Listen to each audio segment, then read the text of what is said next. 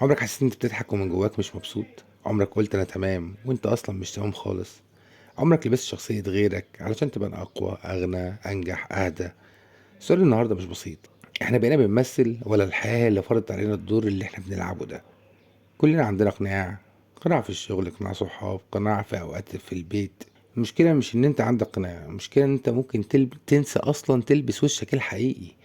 بقينا نخاف نظهر ضعفنا، بقينا نخاف حد يشوفنا متلخبطين، بقينا بنخاف نبان أصلًا إن إحنا مش مثاليين. المثالية بقت عبارة عن سجن. على السوشيال ميديا الكل بينجح، الكل سعيد، الكل حياته ماشية، فأنت بتقارن نفسك وتحس إنك أقل، فبتبدأ تمثل، تنزل أحسن صورة، تخبي أسوأ لحظة، نعيش في عرض مستمر مفهوش استراحة. الإنسان لما بيعيش بشخصيتين بيستهلك طاقته النفسية بطريقة ضخمة جدا. الدماغ طول الوقت بتحاول تحافظ على الصورة، وده بيعمل توتر وقلق، إحساس داخلي بالفراغ، تعب مش مفهوم، علشان أنت مش عايش نفسك، أنت عايش دور. في قصة كده اتقالت لي النهاردة هزتني من جوايا. شاب معروف بين أصحابه إنه راجل قوي دايما بيحل مشاكل الناس، دايما مبتسم. في يوم صاحبه قال له أنت عمرك ما اشتكيت. سكت كده شوية، هو مش عارف يشتكي علشان الصورة اللي راسمها لنفسه ما تسمحلوش بالضعف. واللي بيشيل الكل مين يشيله؟ في جوازات بتنهار علشان كل طرف عايش دور مش عايش حياته.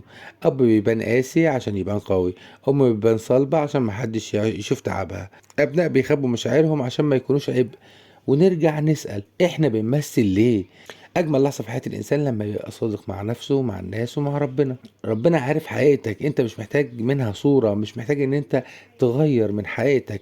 الوحدة الحقيقية إنك تبقى بعيد عن الناس وبعيد عن نفسك. تخيل تعيش سنين وانت مش عارف انت اصلا مين فعلا، تجري ورا صورة وتنسى روحك، تكسب اعجاب الناس وتخسر راحتك. اخطر تمثيل انك تمثل على نفسك. قبل الاذان ما يترفع النهاردة اسأل نفسك سؤال صريح: انا عايش حياتي ولا عايش دور؟ يمكن مش محتاج تبقى اقوى ولا انجح ولا مثالي، يمكن محتاج تبقى انت بس. لان السلام الحقيقي مش لما الناس تصدق صورتك، السلام لما انت تصدق نفسك.